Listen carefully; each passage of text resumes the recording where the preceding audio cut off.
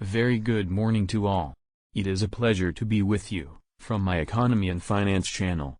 I hope you are feeling very well and are ready to acquire new knowledge in this very important field. Today we will talk about the channels in trading. Let's start. A channel is formed by two parallel lines, which contain prices inside.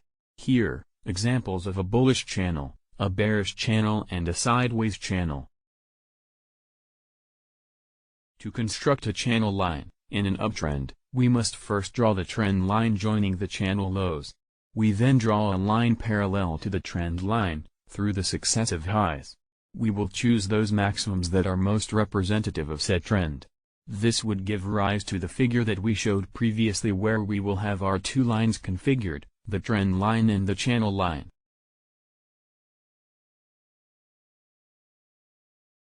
To construct a channel line, in a downtrend, we must first draw the trend line joining the highs of the channel. We then draw a line parallel to the trend line, through the successive lows. We will choose those minimums that are most representative of said trend.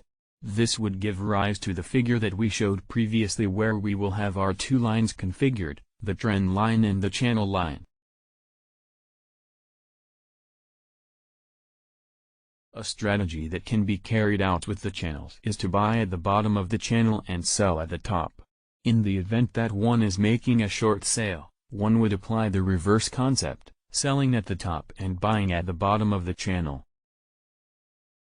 It may also happen that the trend breaks, and in that case we can calculate the probable price objective, measuring, in the case of an upward trend, the vertical line that joins the trend line with the last maximum, and projecting that line vertically, downwards, starting from the breaking point. Something similar would happen in a downward trend, only in the case you have to reverse the movements indicated for the upward trend. In this case we can observe a succession of several channels. We have a bullish channel, which after the breakout, transforms into a bearish channel, and after a moment of transition, through a small lateral channel, it reverses its trend, to once again generate a bullish channel. One option to consider is establishing stop loss and take profit. The stop loss establishes the moment at which we would like to close the operation, to protect it from unwanted losses, and the take profit establishes that point at which we would like to exit the operation, because the objective has been met.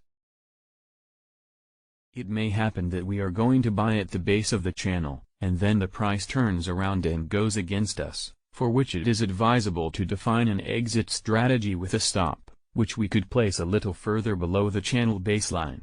It is also advisable to define an exit point through the take profit, in the area close to the upper line of the channel. If you liked this video, be sure to subscribe to our channel and activate the notification bell, giving it a like, and sharing with friends and family, so they can benefit from our economic information and our financial tips.